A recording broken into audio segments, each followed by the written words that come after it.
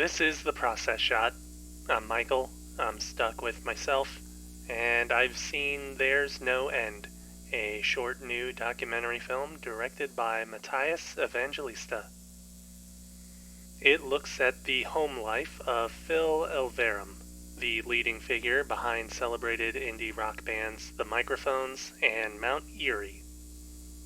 Despite the adulation his work has received, Phil has been living a relatively quiet life with his daughter, outside of any spotlights. He still finds time to write new songs while balancing duties as a single father, and as we follow Phil throughout his daily chores, his songwriting process, and other moments of his life, the movie shows us just what it is about this world that keeps him grounded. It keeps a bit of a distance from Phil, at least in a physical sense. We're effectively made to be visitors, given a walkthrough of sorts through his day, showing a side of his life and maybe the lives of other people with his profile that otherwise goes unquestioned or unexamined. It not only shows how completely uneventful it can be, comparatively speaking, but how it also satiates an emotional goal for him, and one which comes to be an important source of happiness and fulfillment. Phil talks about this within the movie as well, comparing his artistic career with this domestic life, and finding how they are closer than one might assume. He knows well enough to keep his private life private, of course, but there's still a lot he can further reflect upon through his music. But, again, the idea of the short isn't so much about sharing what he's learned through all of this, but reflecting upon what's happened and what is happening. It's a bit of a vague idea, at least as I'm describing it, but it's also something that comes through in the overall presentation of the film.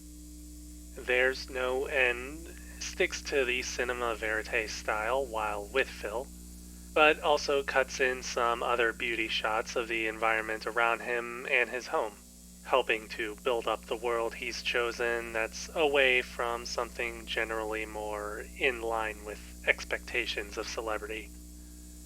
It's edited in a way that makes it feel a bit unsettling, or at least with an unusual flow that brings the area into something like a web of connected sights and sounds, painting a fuller picture of this place while allowing Phil's own perspective to remain at the forefront.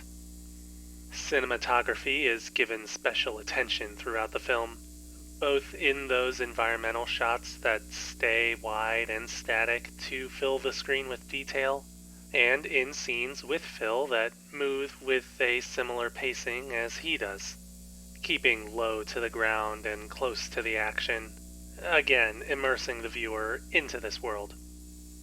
The overall movie is paced out pretty slowly, not at all sluggish, but more serene, allowing you to take in the world at your own pace rather than be pushed along.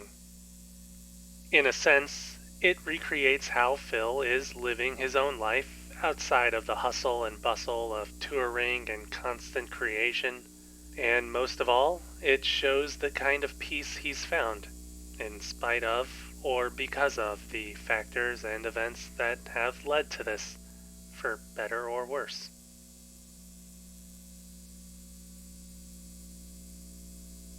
There's No End. Mattias Evangelista, 2022.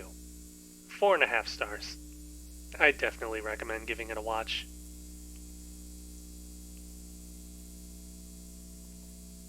That's it for me. If you like this review, leave a like. If you have something to add, leave a comment. Subscribe to the channel for more reviews. I gotta say, if there's anything about the beauty shots in the movie, it's nice to be reminded that there are still patches of the country left untouched. Then again, we do see roads, so I guess it's back to square one.